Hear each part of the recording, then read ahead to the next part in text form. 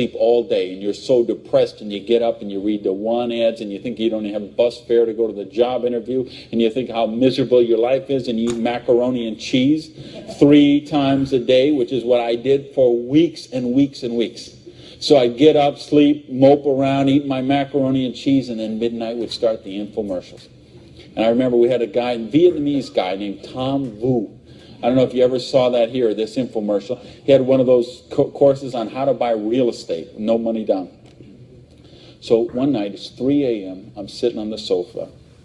Tom Vu comes on. He says, "You, sitting on the sofa! You, it's 3 a.m.! Now I know he's really worried because it's 3 a.m. I'm sitting on the sofa. He said, "You sitting on the sofa at 3 a.m.? Your wife's asleep. Your baby's asleep. You are a loser. Nobody cares about you. You are a loser. If you don't buy my program, you deserve to be broke."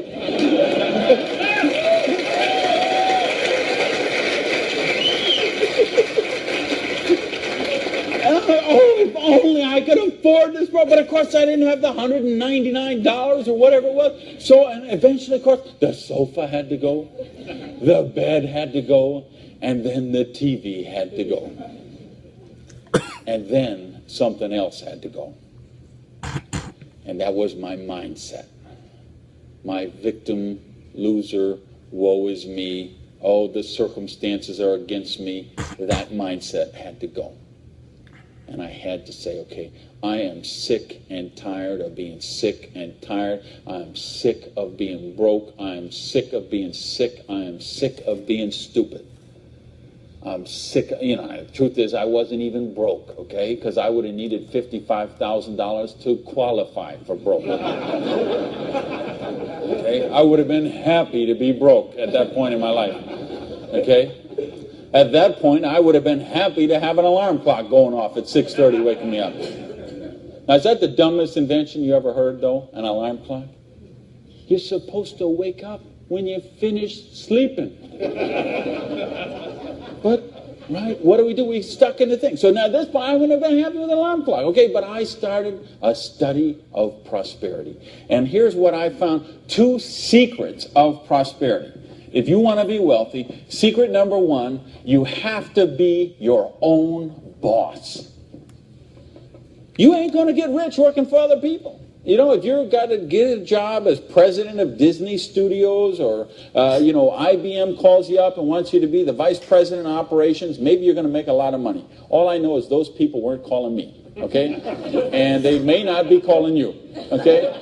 So if those people ain't calling you, you want to get wealthy, you got to be your own boss. Because let me tell you a secret. I don't care how nice your boss is. I don't care how much your boss loves you and wants to help you. The truth is they have to buy you at wholesale and sell you at retail.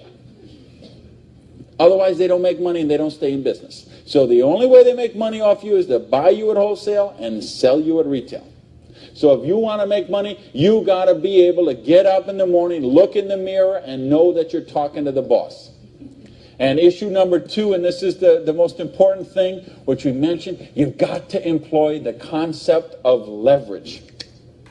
And this is something, J. Paul Getty, who was one of the wealthiest people the world ever known, he understood this.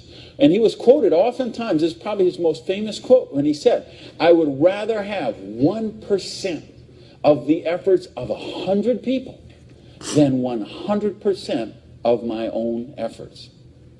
Because he understood the concept of leverage. And he became one of the wealthiest people the world has ever known.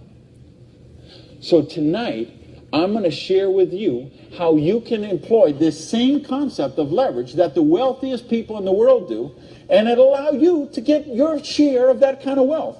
And I'm happy to say, I'm one of the wealthiest people in the world. You know that?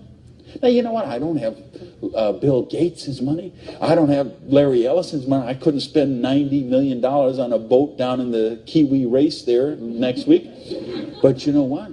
I'm one. If there's 6 billion people, whatever there is on this planet, I'm wealthier than 5,990, 99.8% of them.